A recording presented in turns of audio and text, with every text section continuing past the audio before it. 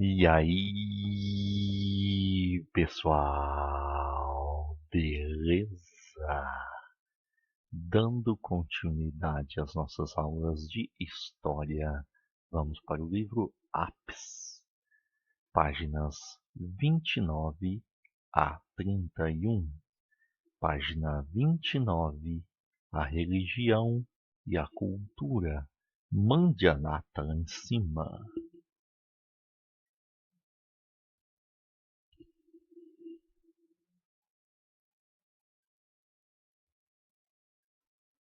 Dezoito do 10 de 2021.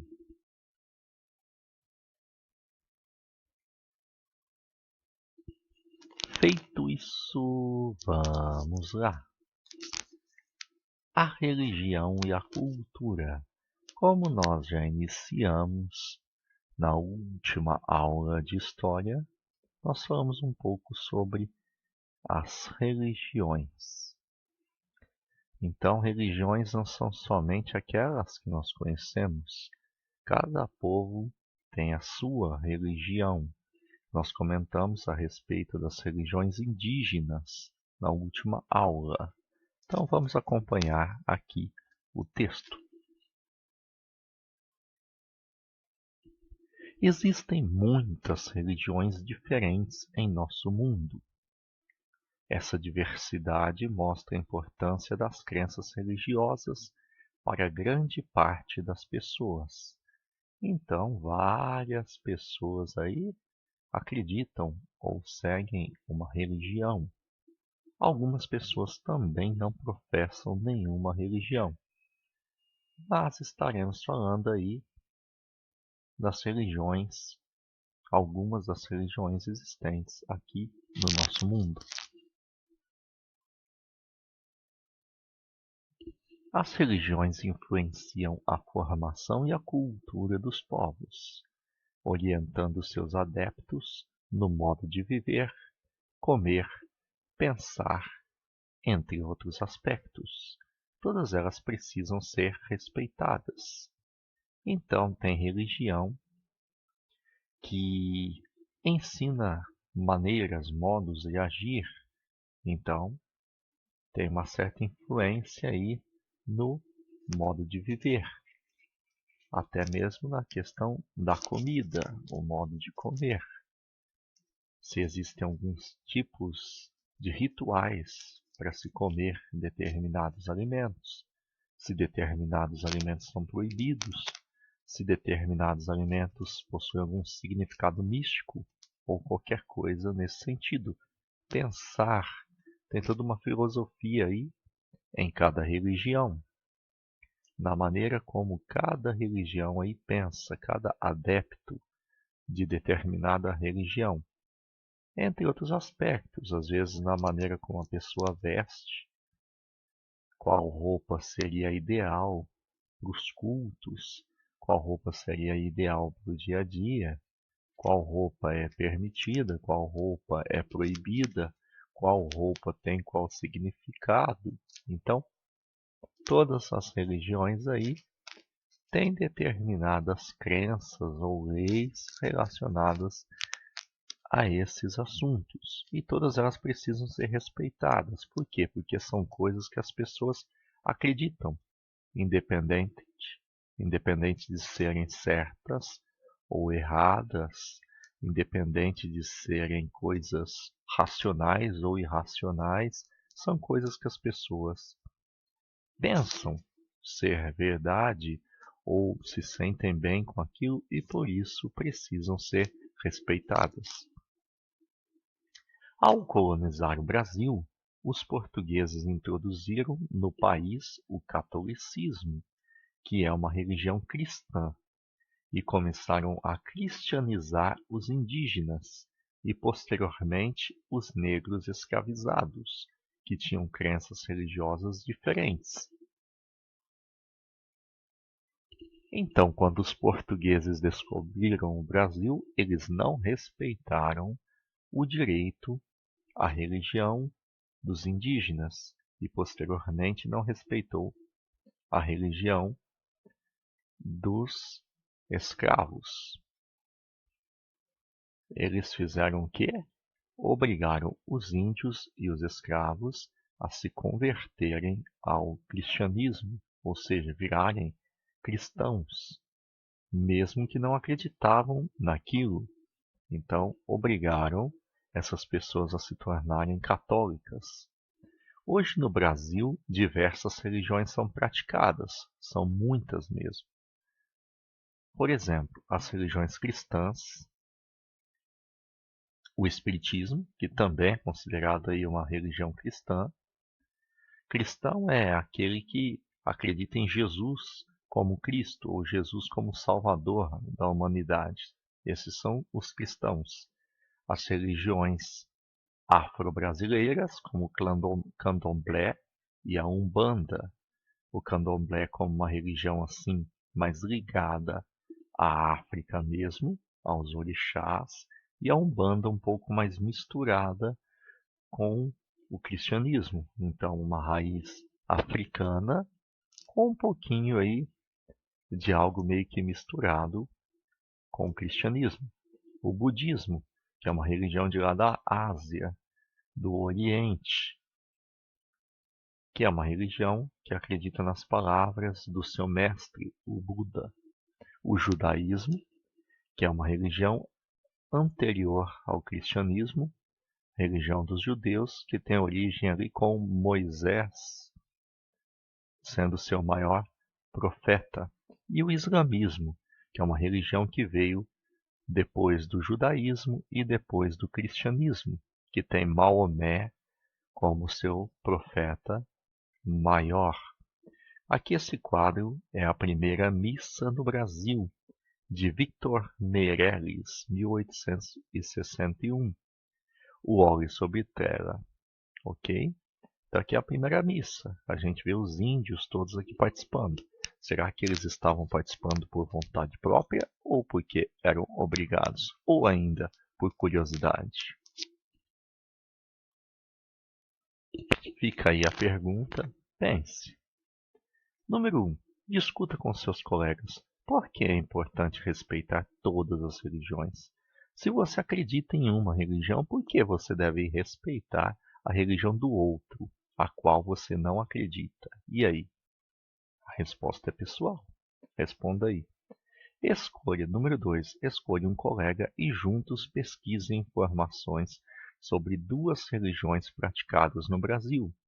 Apresentem um trabalho ao professor e aos demais colegas. Então você vai colocar aí uma curiosidade sobre cada uma dessas religiões. Duas religiões aí. O que pensa uma e o que pensa a outra. Pode perguntar aí para os teus pais, para os teus parentes ou pesquisar na internet. Fique à vontade, ok? Vamos para a página 30. Ah, e tem mais uma coisa. Se não couber aqui, pode escrever no caderno, qualquer coisa. Coloque lá. História, página 29, número 2 e mande as respostas, ok? Então vamos para a página 30. Vou aumentar aqui um pouquinho a página.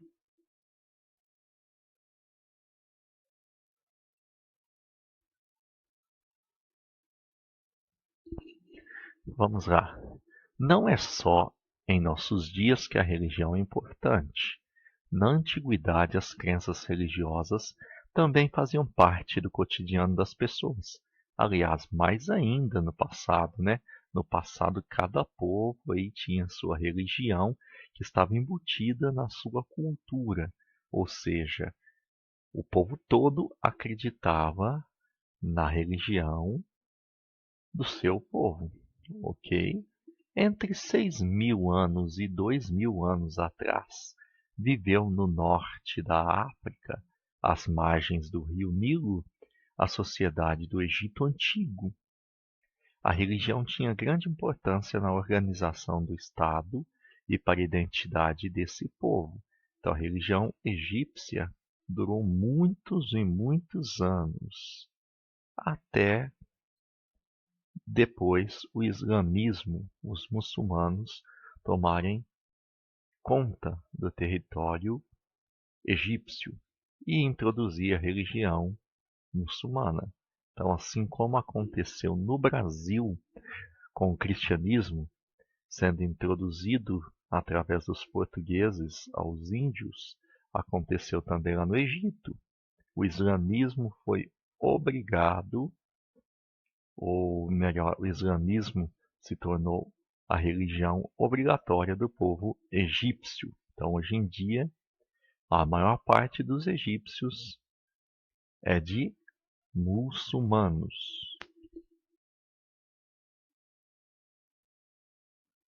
Os egípcios acreditavam em vários deuses, ou seja, eram politeístas, e os responsáveis pelos cuidados dos assuntos divinos eram chamados sacerdotes. Eles deveriam alimentar, proteger e divertir os deuses. Para isso, os egípcios criavam templos onde, de acordo com suas crenças, os deuses moravam. Em troca do cuidado, do respeito e dos cultos, os deuses garantiriam a paz e a prosperidade aos egípcios. A maior parte das religiões antigas era politeísta. Então, os povos de antigamente acreditavam que tinha o deus da água, o deus do céu, o deus do sol, o deus da lua, o deus da terra, o deus dos animais, o deus dos homens, o deus das mulheres, o deus do nascimento, o deus da morte e Deus para uma infinidade de coisas. Então, diferente das religiões monoteístas, que acreditam que um Deus só cuida de todas as coisas, os politeístas acreditavam que cada deus cuidava de uma área em específico. Muitos dos deuses egípcios representavam diferentes aspectos da natureza, como a cheia dos rios, a chuva, as chuvas e o sol. Existiam também deuses guardiões das cidades, responsáveis pela escrita e pelo conhecimento, e protetores das mulheres e das crianças. Beleza? Então aqui as estátuas desses deuses. O deus Osíris ao centro, então no meio aqui o deus Osíris, acompanhado de sua esposa Ísis e seu filho Horus.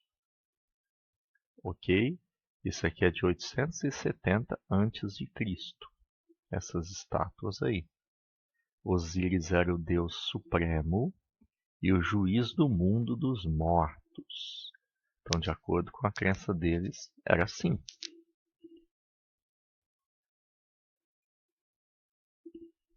Minha coleção de palavras de história.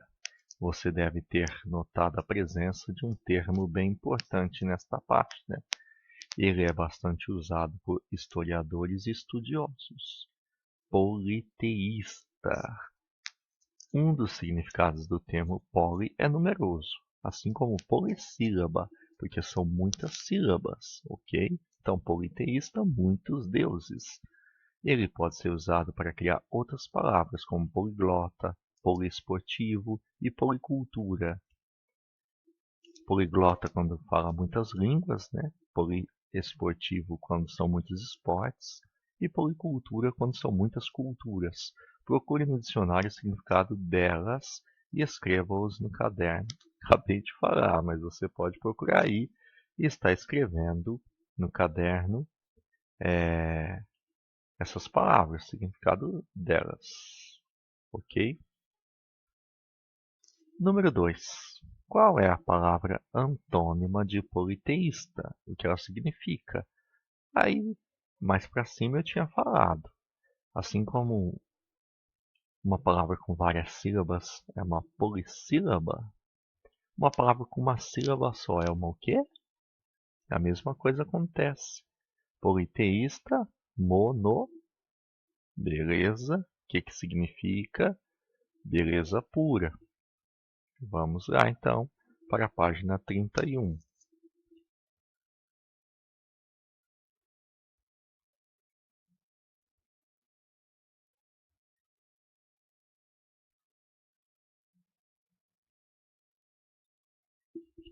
Página 31. A última de hoje. Saiba mais. Você sabe como os antigos egípcios explicavam a origem do mundo? Conheça no texto a seguir. A criação do mundo. Assim como no cristianismo e no judaísmo tem a Bíblia e tem o livro de Gênesis, ou Bereshit, que explica a origem do mundo, lá entre os egípcios também se explicava a origem ou a criação do mundo. Os egípcios acreditavam que o mundo havia sido criado por Ra, o Sol. No início, o universo não existia. No lugar dele havia o Num, uma espécie de grande massa de água parada, que simbolizava o nada. Desse Num surgiu o Sol, Ra. Ao cuspir no sol, ao cuspir no chão, aliás, ele deu origem ao deus Shu, o sopro, e à deusa Tefnut, o calor. Esses deuses se uniram e criaram Geb, a terra, e Nut, o céu, que por sua vez tiveram 5 filhos: Osíris, Ísis, Horus, Sete e Neftis. Na sequência nasceram os outros deuses, e mais tarde surgiram os homens. Thoth, o deus do conhecimento, por exemplo, nasceu do crânio de Ra, num momento de tristeza. Anubis, o deus da mumificação, era filho de Osíris com Neftis.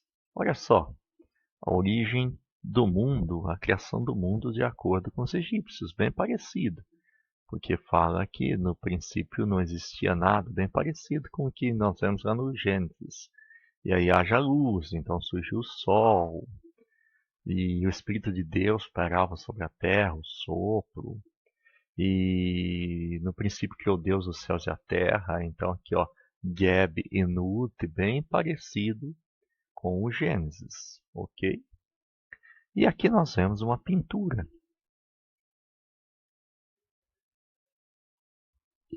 Detalhe de papiro, representando o deus Geb, a terra, deitado e envolto pelo corpo de sua mulher, Nut, o céu.